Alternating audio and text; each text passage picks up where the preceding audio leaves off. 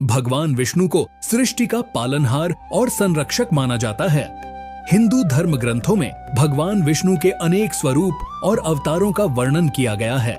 विष्णु का नाम संस्कृत शब्द विश से निकला है, जिसका अर्थ है व्यापक या सर्वव्यापी। वे न केवल संसार के पालनहार हैं, बल्कि वे इस ब्रह्मांड के आधार भी हैं। वेदों और पुराणों में विष्णु की महिमा का विस्तार से वर्णन मिलता है। उन्हें अद्वितीय शक्ति, प्रेम, दया और न्याय के प्रतीक के रूप में पूजा जाता है। भगवान विष्णु को चतुर्भुज रूप में दर्शाया जाता है, जिनके 4 हाथों में शंख, चक्र, गदा और पद्म यानी कमल होता है तथा उनकी नाभि से कमल उत्पन्न होता है, जिसमें ब्रह्मा जी विराजमान रहते हैं। भगवान विष्णु के हाथों में स्थित शंख, चक्र, गदा और पद्म 4 महत्वपूर्ण प्रतीकों का प्रतिनिधित्व करते हैं। शंख, यह सृजन और ध्वनि का प्रतीक है। शंख से निकलने वाली ध्वनि ब्रह्मांडीय ऊर्जा और ज्ञान का प्रतीक मानी जाती है। यह धर्म और विजय का भी संकेत देता है। चक्र, यह न्याय, धर्म और शक्ति का प्रतीक है। सुदर्शन चक्र अधर्म और अन्याय के विनाश के लिए है। यह ब्रह्मांडीय व्यवस्था और समय काल चक्र का भी द्योतक है। गदा, यह बल, पराक्रम और शक्ति का प्रतीक है। गदा दुष्टों के विनाश, धर्म की रक्षा और शक्ति के संतुलन का संकेत देती है। कमल, यह शुद्धता, ज्ञान और मोक्ष का प्रतीक है। कमल कीचड़ में रहकर भी निर्मल रहता है, जो आत्मा की पवित्रता और भक्ति का संकेत देता है। भगवान विष्णु आमतौर पर शेषनाग के ऊपर लेटे हुए दिखाए जाते हैं और उनकी संगिनी देवी लक्ष्मी उनके चरण दबाती हुई दर्शाई जाती हैं।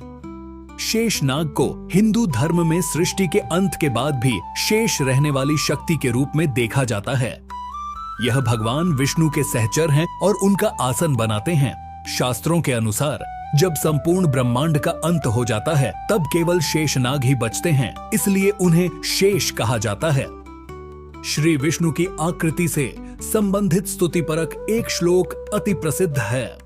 शांताकारं भुजगशयनं पद्मनाभं सुरेशं विश्वाधारं गगन सदृशं मेघवर्णं शुभांगं लक्ष्मीकांतं कमलनयनं योगिभिर्ध्यानगम्यं वंदे विष्णु भवभयहरं सर्वलोकैकनाथम्। भावार्थ, जिनकी आकृति अतिशय शांत है, जो शेषनाग की शैया पर शयन किए हुए हैं, जिनकी नाभि में कमल है, जो देवताओं के भी ईश्वर और संपूर्ण जगत के आधार हैं, जो आकाश के सदृश सर्वत्र व्याप्त हैं, नील मेघ के समान जिनका वर्ण है, अतिशय सुंदर जिनके संपूर्ण अंग हैं, जो योगियों द्वारा ध्यान करके प्राप्त किए जाते हैं, जो संपूर्ण लोकों के स्वामी हैं, जो जन्म मरण रूप भय का नाश करने वाले हैं, ऐसे लक्ष्मीपति कमल नेत्र भगवान श्री विष्णु को मैं प्रणाम करता हूँ।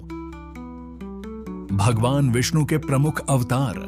श्रीमद् भागवत गीता के 4th अध्याय के 7वें एवं 8वें श्लोक में भगवान ने स्वयं अवतार का प्रयोजन बताते हुए कहा है कि यदा यदा हि धर्मस्य ग्लानिर्भवति भारत अभ्युत्थानम धर्मस्य तदात्मानं सृजाम्यहं परित्राणाय साधूना विनाशाय च दुष्कृताम धर्म संस्थापनार्थाय संभवामि युगे युगे।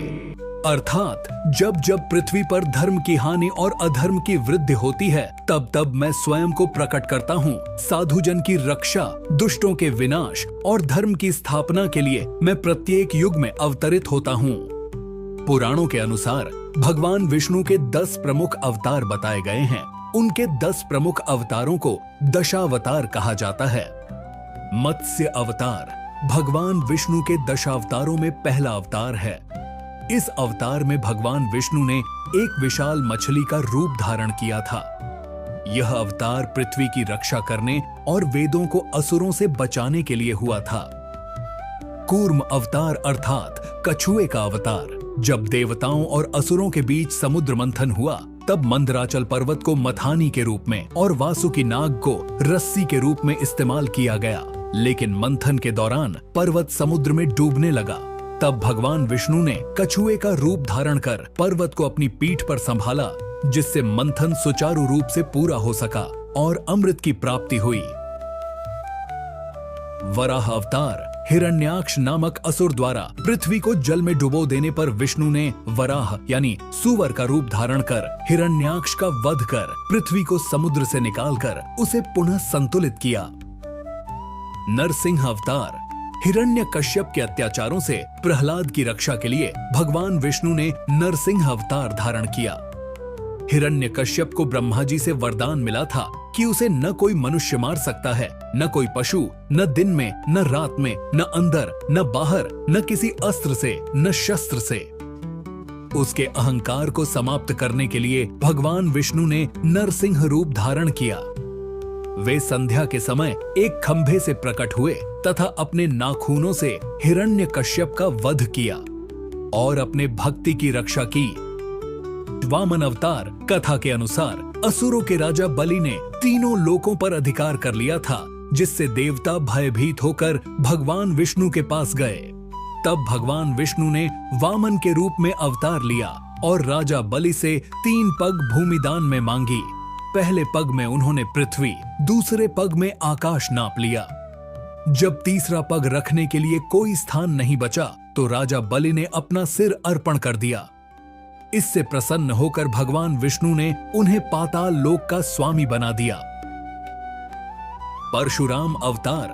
परशुराम भगवान विष्णु के 6ठे अवतार माने जाते हैं। वे एक महान ऋषि और योद्धा थे जिन्हें शिव जी से परशु यानी कुल्हाड़ी प्राप्त हुई थी, इसलिए उनका नाम परशुराम पड़ा। परशुराम जी का अवतार पृथ्वी से अधर्मी और अत्याचारी राजाओं को समाप्त करने के लिए हुआ था। वे ब्राह्मण होते हुए भी महान योद्धा थे और उन्होंने पृथ्वी को 21 बार क्षत्रिय विहीन कर दिया था। राम अवतार। भगवान विष्णु ने अयोध्या के राजा दशरथ के पुत्र के रूप में श्री राम जी का अवतार लिया। वे मर्यादा पुरुषोत्तम कहलाए और धर्म, सत्य और न्याय की रक्षा के लिए संपूर्ण जीवन आदर्श रूप में व्यतीत किया। उन्होंने माता सीता का हरण करने वाले लंकापति रावण का वध किया और अयोध्या में राम राज्य की स्थापना की। श्री राम का चरित्र रामायण में विस्तार से वर्णित है।